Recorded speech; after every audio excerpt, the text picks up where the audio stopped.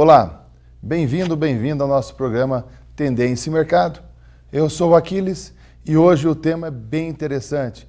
Todos os temas são legais, são bacanas e nós temos recebido aí vários feedbacks em relação às entrevistas, na maioria das vezes feedbacks positivos, algumas críticas logicamente construtivas, mas esse tema em específico eu tenho um carinho, porque trata de marketing, né? que é a minha área, que é uma área que eu gosto bastante, e especificamente marketing sensorial. E para isso, nós convidamos hoje o professor Edson de Souza Lima. Obrigado pela presença, professor. Obrigado a você, professor. Que bom. Obrigado pelo convite. O Edson, que trabalha com marketing sensorial, ele vai falar um pouquinho da experiência dele, como ele vem atuando no mercado aqui em Curitiba, alguns cases, nós vamos falar bastante sobre isso. Embaixo da tela sempre aparece para você os contatos. Então, no decorrer da entrevista, você pode anotar o site, que é o www.tendenciamercado.com.br. É o site do programa, né, onde você localiza ali todos os programas. Você também pode entrar em contato via Twitter, que é o Twitter @AquilesJúnior e o @VagasLegais. São duas fontes aí para nós termos um relacionamento mais, né, afinadinho. E também o site do professor Edson, que é o biomist.com.br. Também embaixo da sua tela vai aparecer nesse momento e no decorrer da entrevista ele vai aparecendinho aí para você, né, e acessar e tendo ideia do que se trata, tá? Bom, mas vamos lá. O professor Edson ele é formado em Economia pela Universidade Federal do Paraná e MBA Estratégico em Vendas pela Universidade de Vendas do Brasil. Professor, vamos começar e já ir direto ao assunto. O que é o tal do marketing sensorial que está todo mundo comentando? Professor Aquiles, o marketing sensorial é qualquer tipo de estratégia em que você utilize uma série de recursos para estimular de fato os sentidos do seu cliente. Então, por exemplo, desde quando eu estimulo o olfato do cliente, a visão dele, música, qualquer tipo de sentido de fato sensorial, qualquer técnica que use os 5 sentidos do indivíduo para aumentar as vendas é considerado uma estratégia de marketing sensorial, tá? Então, algumas situações, como normalmente a gente acaba encontrando isso dentro do varejo principalmente. Desde aquela coisa de você passar dentro de uma loja, sente um cheiro de uma marca e acaba entrando dentro da loja ou ficando mais tempo, isso é um exemplo de marketing olfativo. Existe uma série de outros estímulos que a gente pode causar no ponto de venda. Por exemplo, colocar a música ambiente. Hoje a gente já percebe, através de uma série de estudos, que de acordo com o tipo de música que você vai colocar, de acordo com a extensão de onda que a música vai ter dentro do ponto de venda, você pode deixar teu cliente mais acelerado, mais agitado e estimular uma venda de impulso, ou mais calmo, caso sua venda seja mais consultiva, caso você precise de mais tempo para trabalhar teu cliente. Todos esses recursos que você constrói dentro de uma atmosfera de vendas, estimulando os sentidos do seu cliente, é uma estratégia de marketing sensorial e esse que é o centro do nosso trabalho. Muito bacana, Edson. Assim, quando nós falamos de marketing então é mercado em ação, né, entender e atender as necessidades do consumidor, esse é o conceito básico. E nós percebemos então que esse mercado super competitivo, ele exige muitas vezes alguns diferenciais, os chamados diferenciais competitivos. Então, o marketing olfativo seria, marketing sensorial, né, que tem o marketing olfativo, uma das características, nós vamos falar na sequência, né? Mas o marketing sensorial, ele seria um diferencial, né? Qual é o momento em que a empresa ou o varejo percebe que isso é necessário? Ou isso é somente para as grandes marcas? O pequeno varejista consegue fazer isso? Como é que funciona? Consegue. A base, o começo desse raciocínio de marketing sensorial, professor, vem lá desde de Kotler, lá atrás, de começo da década de 70, quando ele começa a criar a proposta de uma atmosfera de loja. Então isso é o comecinho, de fato, de falar de onde vem o marketing sensorial, né? Mas esse tipo de estímulo não é só para grande não, tá? Qualquer tipo de estímulo sensorial que você construa dentro do ponto de venda, ele cabe muito bem dentro da estratégia, não precisa ser só um grande e vai utilizar. Na verdade, a gente analisa e percebe que esse tipo de recurso é muito mais uma questão de carinho, de cuidado, de atenção no ponto de venda, entendendo qual que é o ritual de compra do nosso cliente, para daí sim construir estratégia. Não é um tipo de estratégia que necessariamente vai envolver custos monstruosos, não é por isso. É uma estratégia bem tranquila de ser utilizada.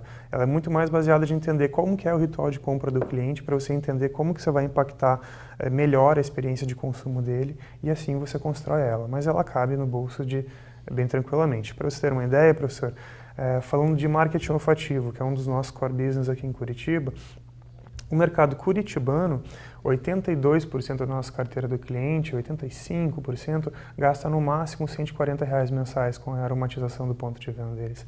Então, uma estratégia super em conta, super barata. E tem um retorno bacana. Tem. Pesquisas falam de retorno de, em média, 20% de aumento de vendas.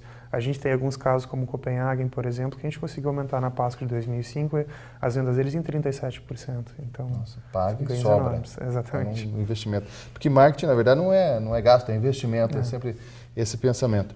Eu estava pensando aqui, o professor falou do marketing sensorial, olfativo, a gente mencionou. Existe, então, um marketing sensorial natural, que são as feiras. Sim. Se nós pensarmos, né? Você vai numa feira, aqui em Curitiba tem uma característica, sábado, lá no Juvevê, no domingo no Largo da Ordem, as feiras de bairros. Você está numa feira, você tem aquela aromatização, né? Aquela coisa, aquele ambiente, aquela atmosfera que acaba influenciando, né? Sim. Muitas vezes, se não ficou claro para você, quando você vai na feirinha ali da 25 de março, domingo de manhã, por exemplo, na Mercedes, eu gosto muito, 29 de março, desculpa, 29 de março na praça, às vezes você nem quer comer o pastel, mas tem aquele cheirinho de pastel, aquilo convida também a consumir outros tipos de produtos, a laranjinha que eles vendem, que é uma característica, lá, o café com leite, que seja, mas é nesse sentido. Então nós observamos então, o marketing sensorial como um investimento com baixo custo, alto retorno, é um diferencial em relação aos concorrentes. Qual que é a origem? Existe uma origem disso tudo? Foi criação de vocês? Veio de fora? Você mencionou que Kotler já mencionava sobre isso. De onde surgiu efetivamente? Nos Estados Unidos, na Inglaterra? Como é que funciona isso? Até voltando nesse caso que você comentou de feira ali, um exemplo muito prático que a gente vê que funciona no marketing olfativo é o pipoqueiro que ele acaba fritando ali um baconzinho, deu 6 horas da tarde, ele faz algum material assim para deixar aquele cheiro forte de pipoca no ar e você acaba estimulando as vendas. Então, não é sempre. De ônibus, geralmente. Exatamente. Então, é uma estratégia super simples que adapta de verdade. A gente vê hoje um centro muito forte de estudo de marketing sensorial vindo dos Estados Unidos, por teoria de consumo, né? Eles são muito bons nessa linha, tem muito estudo que vem dessa área, então a grande maioria dos materiais hoje vem de Estados Unidos mesmo, tá? No Brasil, nós somos os pioneiros em trazer a proposta de marketing olfativo. Então, olhando só para esse segmento, que é o do olfato, a gente trouxe foi a primeira empresa a trabalhar comercialmente com esse termo no país. Mas, assim, desde a década de 70, a gente já tem ensaios sobre marketing sensorial, de fato, sobre o cuidado com a atmosfera. Desde a década de 60, por exemplo, Nike, principalmente, ela financia uma série de institutos de pesquisa dentro desse conceito de experiência no ponto de venda. Então, a grande maioria desse trabalho que a gente tem de literatura hoje surge ali na década de 60 e 70 dentro dos Estados Unidos. No Brasil, começa a chegar em torno de 15 anos atrás. Se nós levarmos em consideração que o conceito de marketing chegou no Brasil por volta da década de 50, 60, é algo bem novo, né? Nós falamos de 10, 15 anos, foi ali, como diria o Vanucci, né? É logo ali, né?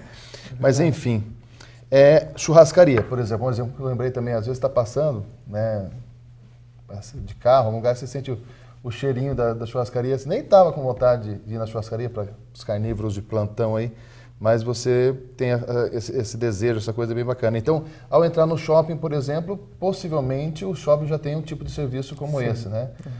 Nós percebemos a climatização, que é muito importante. Um dia que está muito frio, você entra no shopping, está mais calmo. Ou esses dias de calor que fizeram aí nos últimos verões, quando você entra no shopping, tem aquela sensação, né? Automaticamente você fica mais tempo no shopping e se tiver uma sensação interessante, acaba consumindo mais. Isso. Aí isso influencia a compra por impulso. Isso também. Ou você pode fazer o cliente ficar mais tempo ou fazer ele ficar menos tempo, de acordo com a tua estratégia.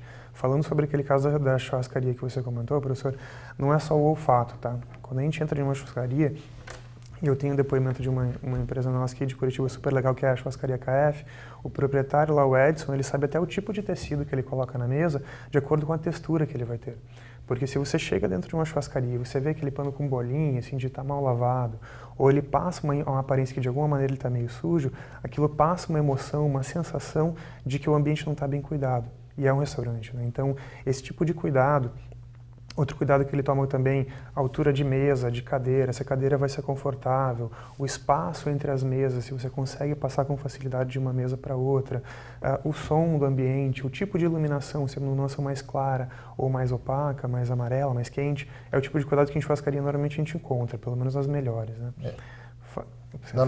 Não tem coisa mais chata do que você estar na churrascaria e o cidadão passar lá com o negócio pingando, empurrando. Então, é um cuidado que... Quem vai pensar nisso? É o proprietário com esse diferencial competitivo, né? Muitas vezes você nem sabe por que você não volta em um estabelecimento. Um detalhe como esse, você está com a tua esposa numa churrascaria como essa, que não é barata, mas é boa, né? Uma boa qualidade, não é tão popular assim. E imagina, cai uma gordura no vestido dela, ou no teu blazer, na tua roupa, que você voltou do casamento, voltou do batizado, né? Então, às vezes, um detalhezinho bobo que é a sensação que acaba gerando. E automaticamente essa pessoa que teoricamente foi maltratada, né? Ninguém maltratou, mas é uma sensação, ela acaba repassando, de repente, essa informação e queimando a marca. Né? Exatamente. A gente toma uma série de cuidados. Falando de churrascaria ainda, aquela coisa de almoço de final de semana, que você vai para um restaurante e você fica lá na fila 1h30, 2 horas, uma coisa super comum aqui em Curitiba, né? Todo o cuidado que você faz para preparar o teu cliente, para ele ser bem recebido, por mais que ele vai ficar 1h30, 2 horas na fila, é um tipo de trabalho de marketing sensorial, para você criar uma ambientação, uma experiência mais agradável, mesmo que seja uma experiência mais estressante para o cliente. E voltando para o cenário de shoppings, shopping center é um ambiente que ele é criado propositalmente para a pessoa passar muito tempo dentro dele, né? Então, alguns cuidados do tipo, para você não poder ver, por exemplo, se lá fora está de dia ou de noite, é um cuidado comum. Hoje, uma estratégia que é muito comum, a gente está fazendo bastante aqui em Curitiba, um exemplo bem interessante disso é o Pátio Batel, que a gente coloca uma aromatização no ponto de venda que, por efeito bioquímico, faça a pessoa dar uma relaxada, diminuir o nível de estresse e daí passar mais tempo dentro do ponto de venda. Música que te estimula nesse mesmo cenário a permanecer mais tempo dentro do shopping. Então, o shopping center é muito característico isso, de se criar uma experiência, isso falando de corredor, de shopping, para que o usuário fique mais tempo dentro do ambiente, né?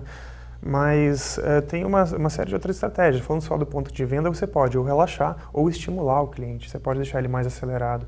Existem fragrâncias, existem músicas, mobiliário que vai fazer a pessoa ficar mais agitada ou menos confortável e daí ela vai ter um comportamento ou outro, de acordo com o que você quer estimular no cliente. Se for um fast food, é ideal, né? Porque a ideia é que coma e desocupe, exatamente, como diria os mais antigos, desocupe o coxo, né? Assim que a vovó falava, né?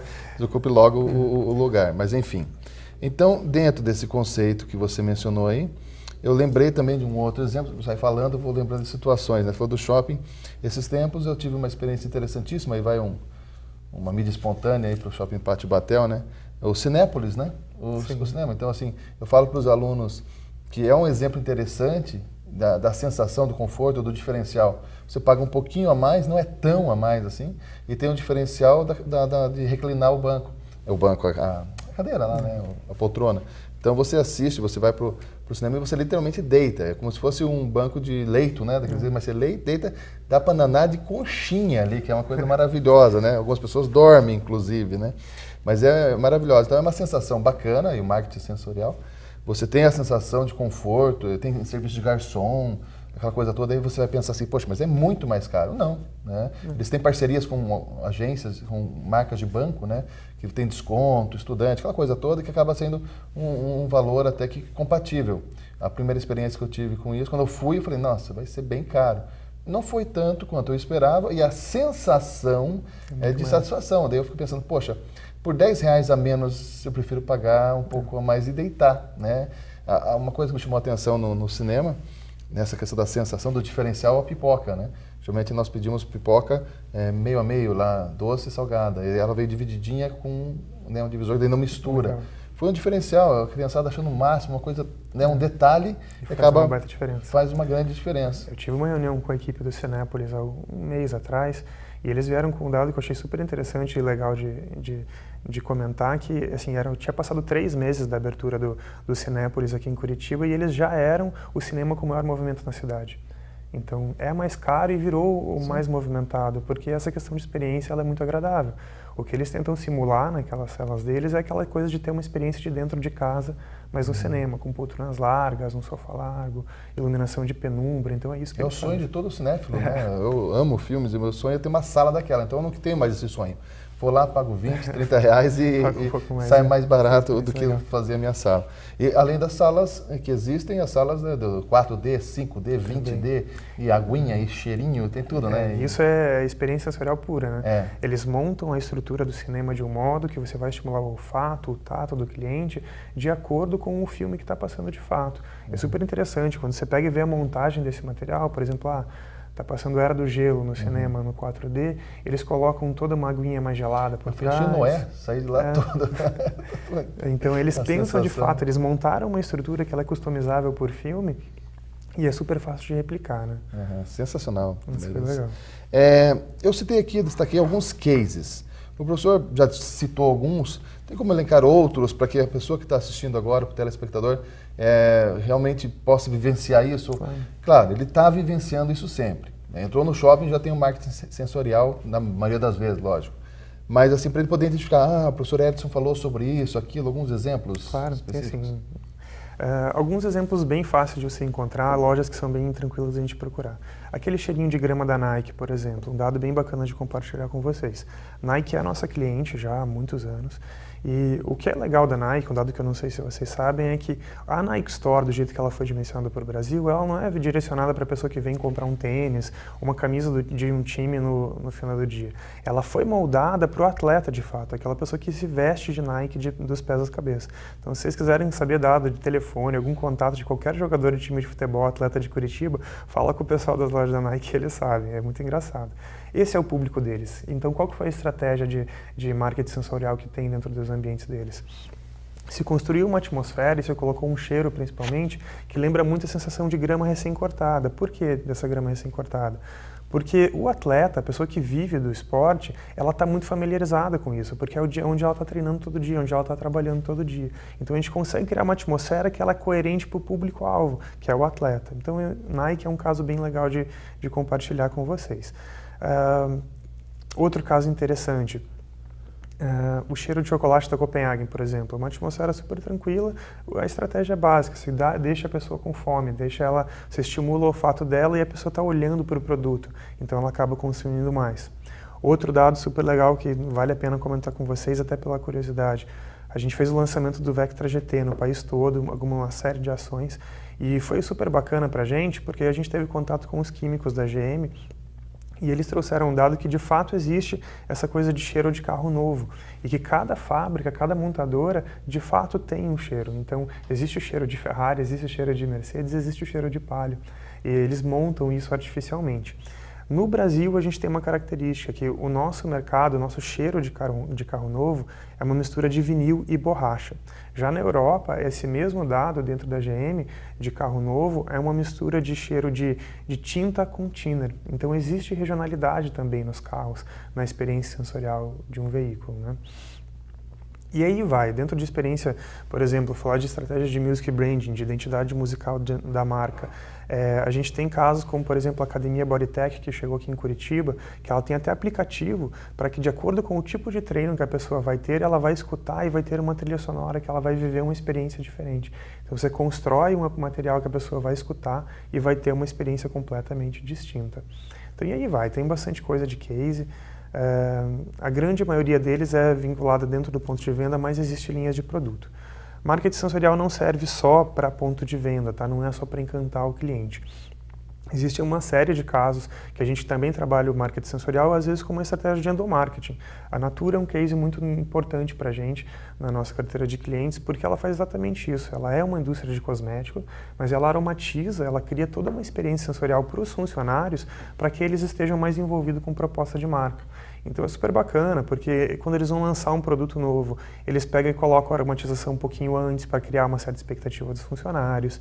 Todo o ambiente deles é pensado, dos funcionários, de uma maneira tal a agradar eles, para ter toda uma questão de parques dentro, de jardins. E não é à toa que a Natura é assim, natural a gente encontrar elas entre as melhores empresas para se trabalhar, porque se criou uma atmosfera tão interessante dentro das fábricas deles que envolve o cliente de maneira muito, muito interessante. E outras estratégias, ação de promoção também, por exemplo, lançamento achocolatado, como capo, daí a gente coloca cheiro de chocolate, ação de Páscoa, que a gente coloca cheiro de chocolate nas paeiras de Páscoa e o chocolate e o mercado vende mais. Ações que a gente fez, por exemplo, na rede do Walmart, que a gente aromatizou a categoria laticínios com cheiro de pão, e foi super interessante porque daí aumentou a venda da categoria laticínios, porque a pessoa sentia o cheiro de pão, gostava, lembrava que ia comprar o pãozinho, mas lembrava que tinha que comprar uma margarina, alguma coisa a mais, um leite, e daí acabava vendendo mais. Então aí tem bastante coisa que a gente pode utilizar. Lembrando que esse assunto, né, logicamente, ele não esgota-se aqui nesses 30 minutos. Você pode acessar o biomist.com.br e falar diretamente com o professor Edson, tirar suas dúvidas.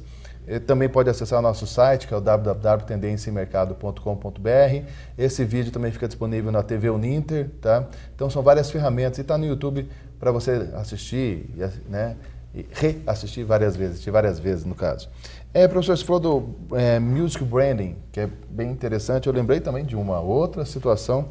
Cada um tem uma maneira de aprender. Então, quando eu estou assistindo alguma aula, sempre que o professor fala alguma coisa, eu tento associar com uma coisa que eu vivi ou observei. Eu lembrei automaticamente da minha seleção de músicas de corrida. Então, eu estou voltando à ativa e tentando dar umas corridinhas e tal, né? Diminuir um pouquinho da quilometragem, né? Do quilo, né? Mas, enfim, que é uma coisa bacana, todo mundo deveria dar corridinha, andar e tal. Mas eu lembrei automaticamente, eu tenho lá minha seleção, né? Me bato às vezes no iPhone para baixar as musiquinhas do iTunes, aquela coisa toda normal. Mas eu tenho a seleção lá, Music Run 2, mais calmas, rock, eletrônica, ou seja, depende do dia, do momento. Então, assim, clássico em AC/DC, né? Em AC/DC é a melhor, né, música que tem para correr, estimulante para correr. AC/DC, Metallica são ótimos. Mas, assim, são músicas que motivam. Em momento algum, na música especificamente, ele fala corra, corra, corra. Né? Ou aquela música do rock, né? Clássico, aquela música do filme do rock e tal. Mas aquela música do rock, por exemplo, ela é super estimulante para esse tipo de coisa. E é um exemplo, então, de music branding, né? Que acontece aleatoriamente. Então, eu nem sabia, estou praticando music branding. Tô chique. O que acontece por trás, professor, existe um termo em inglês que ainda não existe uma tradução em português, chamado entrainment, que ela é mais ou menos como se fosse um emparelhamento entre corpos. Um exemplo disso. Quando a criança está chorando e a mãe pega e coloca ela no colo, e daí a batida do coração dela calma a criança e ela para de chorar, ou então quando você coloca várias mulheres no mesmo estabelecimento e o ciclo menstrual delas costuma a ir para um equilíbrio, o que está por trás disso, esse emparelhamento? A gente é formado por partícula, né? Tudo está vibrando, a gente não consegue ver, mas tudo em volta, a gente está vibrando. O que a música faz, através dessa sensação de entrainment, é que através da extensão de onda que ela tem, ela faz com que a vibração das células do corpo fiquem vibrando na mesma intensidade. Por isso que você escuta um AC/DC, por exemplo, você fica agitado, fica alegre. Ou se você escutar uma ópera mais triste, mais melódica, você vai ficar mais calmo, mais introspectivo e assim por diante. Então, quando a gente fala de uma experiência musical dentro do ponto de venda, a gente se preocupa exatamente com isso. Não é entender o gênero musical que a pessoa vai escutar, porque você pode ter um jazz rápido e um jazz lento. É você entender qual que é a extensão de onda que é mais agradável, mais coerente para o que eu quero traduzir de estratégia de marketing, e daí através disso você criar essa experiência. Deixar a pessoa hora mais agitada, hora mais calma e assim por diante. É um assunto sensacional, isso é apaixonante. De novo, o negócio da música, né? Eu lembro de uma situação que também aconteceu. Teve um desses episódios, essas corridas de rua que tem, né? E eu tava com o aparelhinho, correndinho, começou a AC/DC, Metallica, Seleção, Whitesnake, tudo tranquilo. E no meio dessas músicas entraram duas músicas da Elis Regina, bem tranquilinhas, sabe? E na hora que eu tava correndo, sabe quando você tá correndo? Poxa! Aí eu não queria parar para não perder o pace ali, né? E tava com o aplicativo da Nike que fica contando o teu pace, e eu tava todo empolgado, tava dando tudo certo.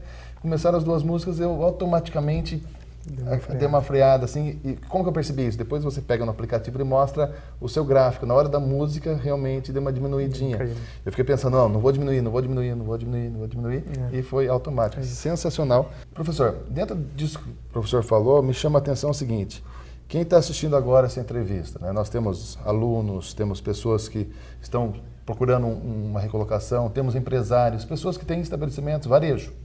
Qual que é o momento que essa pessoa vai se tocar, vai perceber que precisa do marketing sensorial? Se ela já faz isso há muito tempo, né, brinco lá sempre que ela toca a lojinha dela de uma certa maneira e está funcionando. Qual que é o momento que eu sei que eu necessito e quem que eu procuro? Só tem o professor no mercado? Só tem a Biomist? Qual que é o caminho? Né? Claro, existem outros lojas, mas qual que é o caminho mais fácil para aquela pessoa que não está, por exemplo, em Curitiba? Em Curitiba é fácil, acessa o Biomist, o professor Edson vai lá dar consultoria. Mas fora de Curitiba, como funciona? Tá. O momento em que você precisa de fato colocar uma estratégia desse é quando você sente necessidade de criar algo mais. Hoje, se a gente falar de mercado de shopping, por exemplo, falar de calçados dentro de mercado de shopping, os shoppings limitam a quantidade de lojas que vão ter um calçado. Então, normalmente, um shopping igual o Shopping Barigui, por exemplo, a gente tem um parâmetro de comparação, eles têm 7 lojas de calçados. São 7 lojas que vão vender exatamente o mesmo tênis, nas mesmas cores, no mesmo tamanho. Então, em que momento que você vai precisar do marketing sensorial é quando você não quer competir por preço, quando você precisa criar experiência para o teu usuário, para que ele veja valor na sua marca, em algo que está além de produto. Então, esse é o momento ideal. O pontapé inicial de uma estratégia de marketing sensorial, ele é você entender qual que é a sensação que você quer construir com o seu cliente. Por que que você tem que entender isso? Porque, de acordo com a história que eu quero contar para o meu cliente, eu crio uma atmosfera de loja diferente. Um exemplo bem legal de comentar sobre isso é o case da Abercrombie. A Abercrombie é um case super polêmico, porque a gente teve aquelas declarações no ano passado do presidente da marca falando que a Abercrombie não veste pessoas gordas e pessoas feias. Eticamente é uma discussão muito pesada. Mas o que está por trás desse posicionamento da marca? A Abercrombie ela veste pessoas que eles consideram formadores de opinião, principalmente no padrão norte-americano. Então, para o padrão de roupas femininas, eles colocam um molde de roupa até roupa M, então não cabe para quem tiver um corpo diferente disso. E para o padrão masculino até tem tamanho GG, mas é de uma pessoa que tem uma cintura muito fina, é um tipo de roupa muito acinturada. Colocando um pouco de lado esse posicionamento ético da marca, eles de fato conseguiram acertar muito bem no público-alvo que eles queriam atender, né? Porque você, a partir do momento que você consegue entrar numa roupa da Abercrombie, você é automaticamente uma pessoa sexy. Então, esse composto de marca deles, eles trabalharam muito bem. Entendendo qual que é a história que eles vão construir, do tipo, eu quero me comunicar com esse público-alvo de formadores de opinião jovens, principalmente no padrão norte-americano, eles começaram a construir toda a atmosfera de loja deles. Então, eles pegam, tá, esse tipo de público é um público que frequenta muita balada, então eu vou criar esse tipo de cenário. Quando você entra dentro das lojas, você vê que a decoração é muito escura, parede preta, teto preto, a iluminação só de penumbra, muito amarelo, para dar uma sensação de conforto e também para não ser uma iluminação direcionada. Fica uma situação meio de balada, de fato. Música muito alta, os vendedores sempre com corpos super em dia, assim, super em forma, com muita corrida ali para dar daquele jeito. Muito AC/DC para eles. Muito AC/DC para eles. E se criou toda essa atmosfera exatamente porque eles sabiam qual que é a história que eles queriam contar, eles sabiam como eles iam atender o público-alvo deles. Então, esse é o primeiro passo. Como que você deve fazer é entender qual que é a tua história e daí você procura os fornecedores que vão colocar esse tipo de experiência. A gente trabalha com marketing olfativo, o nosso forte é essa aromatização de ponto de venda. Por mais que a gente trabalhe com todo esse suporte para a experiência como um todo, porque o marketing olfativo não deve ser olhado isoladamente, ele precisa ser olhado como composto de marketing de verdade, existe muita gente para trabalhar com isso. Então, aqui em Curitiba nós temos boas agências de marketing que vão trabalhar com experiência no ponto de venda. E daí vai se falar de music branding, vai se falar de iluminação, vai se falar de disposição de mobiliário, de gestão de visual de loja, de vitrine, de marketing olfativo, e aí você constrói como um todo. Então, o pontapé inicial, de fato, é você entender o que você quer comunicar para o teu cliente e, a partir disso, você vai construindo esse tipo de cenário. Curitiba, nossa empresa, a Biomist, ela está presente hoje em 18 cidades do país. Mas Curitiba em si, hoje talvez, tirando São Paulo, é a segunda cidade com o maior número de concorrentes para a gente. Então, é um público que gosta, a gente gosta dessa coisa de experiência, né? Então, é por isso que a gente tem esse número grande de concorrentes também, sabe? Então, é um mercado que é muito comum a gente encontrar bons players no mercado. Show. Na dúvida, acesse biomist.com.br. E a questão da Abercrombie, justifica-se por que não serviu nesse corpinho aqui, a camiseta que eu tentei lá. E puxa, estica, tenta, não deu muito certo. Mas vou correr mais, vou atrás. Seguinte, pessoal, chegamos ao final da nossa entrevista. Eu tive o prazer de entrevistar aqui o professor Edson de Souza, especialista na área do marketing sensorial. Nós vimos que o marketing sensorial vai além do olfativo, do music branding, ou só do PDV, de estratégia de merchandising, algo assim. É algo global. Bom, mas deu para ter uma ideia bem legal, bem bacana. Agradeço a presença, obrigado, foi muito bacana mesmo. Com certeza vai o pessoal vai pedir mais, aí nós voltamos. Professor, e reforçando o convite que você comentou de teses de TCC, esse tipo de coisa, quem quiser, gente, pode entrar em contato com a gente dá um super suporte, é um privilégio poder ajudar vocês, e é muito comum. Um estudo de caso, né? Bem bacana. É muito comum de alunos vir pedir dado pra gente, trocar informações. Por ano a gente faz em torno de 5 a 8, aqui em Curitiba só. Nesse momento a gente está terminando um suporte para uma tese de doutorado em São Paulo, então sim, quem quiser a gente pode entrar em contato, que é um baita privilégio para a gente poder ajudar vocês. Show de bola! Legal, professor. Fechamos então aqui mais uma edição do nosso Tendência em Mercado, espero que tenha sido interessante, né? Esses 30 minutos tenham valido a pena. Nos encontramos na próxima edição, um beijo, um queijo, até mais, tchau, tchau!